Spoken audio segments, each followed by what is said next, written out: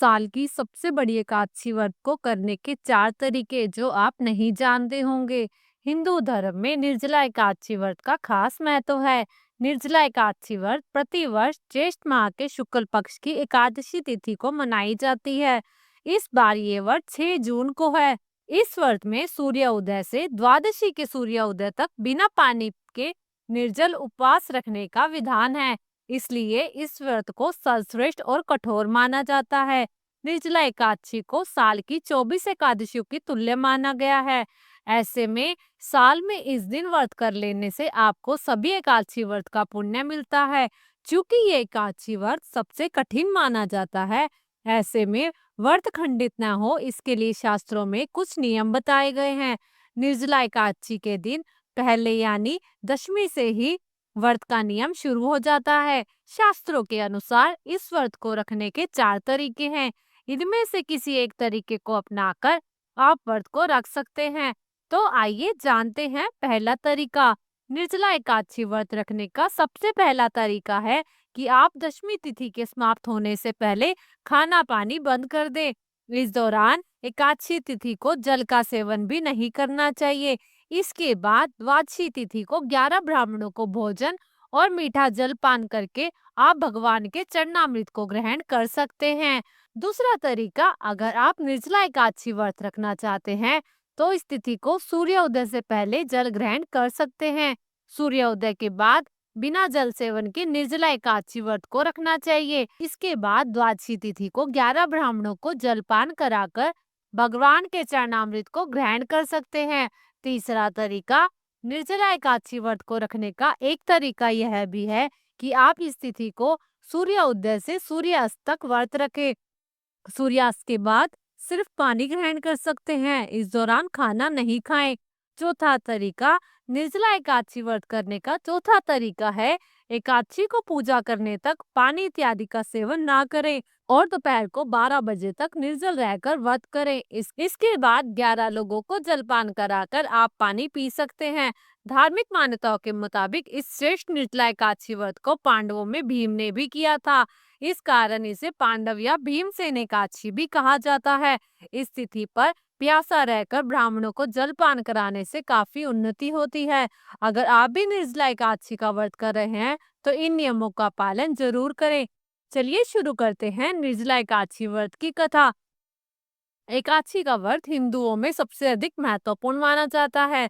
वर्ष में 14 एकादशियों में जेठ शुक्ल एकादशी सबसे बढ़कर फल देने वाली मानी जाती है, क्योंकि इस एकादशी का व्रत रखने से पूरे साल की सभी एकादशियों का फल आपको प्राप्त होता है। इसे पांडव या भीमसेन एकादशी के नाम से भी जाना जाता है। आइए सुनते हैं निर्जला एकादशी व्रत की कथा। एक बार पांडवों में सबसे शक्तिशाली भीम ने व्यास जी से कहा, परम बुद्धिमान पितामह, मेरी बात सुनिए। राजा युधिष्ठिर और माता कुंती, द्रौपदी, अर्जुन, नकुल और सहदेव ये सभी एकादशी को कभी भोजन नहीं करते और मुझे भी हमेशा यही कहते हैं कि भीमसेन एकादशी को तुम भी नहीं खाया करो। परंतु उन लोगों से यही कहता हूँ कि मुझे भूख बर्दाश्त नहीं होती।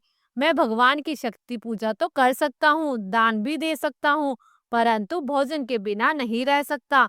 इस पर व्यास जी ने कहा, भीमसेन, यदि तुम नरक को बड़ा और स्वर्ग को अच्छा समझते हो तो हर महीने की 2 एकादशियों को अन्न मत खाया करो। भीमसेन ने कहा, तामा, मैं तो पहले ही कह चुका हूँ, मैं भूख सहन नहीं कर सकता। यदि वर्ष भर में कोई एक दिन हो तो मैं उसे रख सकता हूँ, क्योंकि मेरे पेट में व्रत नाम वाली अग्नि है, उसे मैं भोजन करके ही शांत कर सकता हूँ। करने से वह शांत रहती है।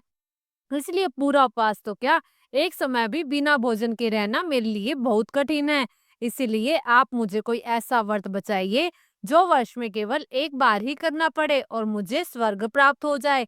यह सुनकर व्यास जी ने कहा, हे पुत्र, बड़े बड़े ऋषियों ने बहुत से शास्त्र आदि बनाए हैं जिनसे बिना धन के थोड़े परिश्रम से ही स्वर्ग प्राप्त हो सकता है। इस प्रकार शास्त्रों में बताया गया है कि दोनों पक्षों की एकादशियों को करने से मुक्ति मिल जाती है। श्री व्यास जी के वचन सुनकर भीमसेन ने नरक में जाने के नाम से भयभीत हो गए और कहने लगे, अब मैं क्या करूं? भीमसेन ने कहा, 2 व्रत तो नहीं कर सकता, लेकिन पूरे वर्ष में एक व्रत करने का प्रयत्न अवश्य कर सकता हूँ।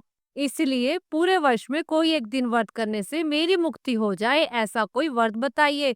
यह सुनकर व्यास जी कहने लगे, ज्येष्ठ मास के शुक्ल पक्ष की जो एकादशी आई है उसका नाम निर्जला एकादशी है।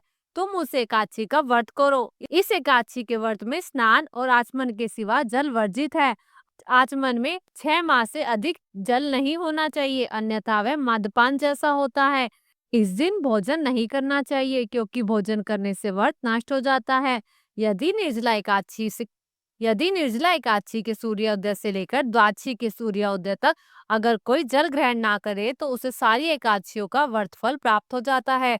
द्वादशी को सूर्योदय से पहले उठकर स्नान आदि करके ब्राह्मणों को दान देना चाहिए। इसके बाद भूखे और सच्चे ब्राह्मण को भोजन कराकर स्वयं भोजन करना चाहिए। इस व्रत का फल पूरे वर्ष की संपूर्ण एकादशियों के बराबर होता है।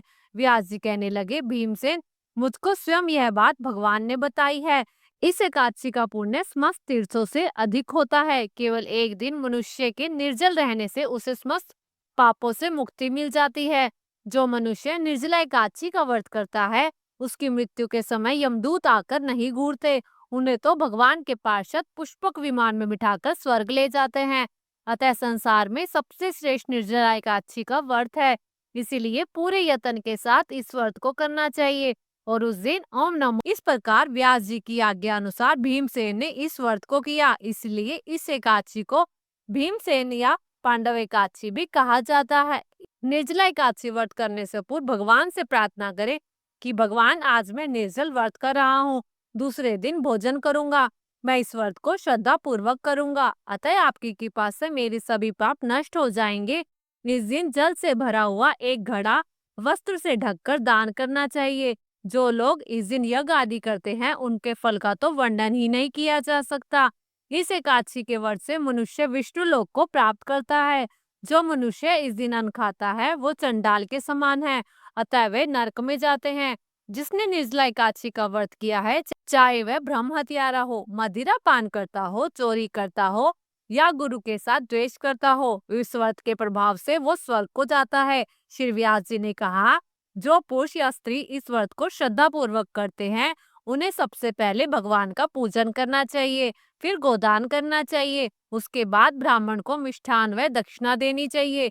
इसके बाद जल से भरे कलश का दान अवश्य करना चाहिए। निर्जला एकादशी के दिन अन्न, वस्त्र और जूते आदि का भी दान करना चाहिए। जो मनुष्य भक्ति पूर्वक इस कथा को पढ़ता व सुनता है उसे निश्चय ही स्वर्ग की प्राप्ति होती है। तो ये थी निर्जला एकादशी व्रत की कथा। आपको यह कथा कैसे लगी कमेंट बॉक्स में जरूर बताएं और ऐसे ही कथा और कहानियां सुनने के लिए हमारे चैनल मेरे कान्हाजू को सब्सक्राइब जरूर करें और कमेंट में जय श्री हरि विष्णु जरूर लिखें। धन्यवाद।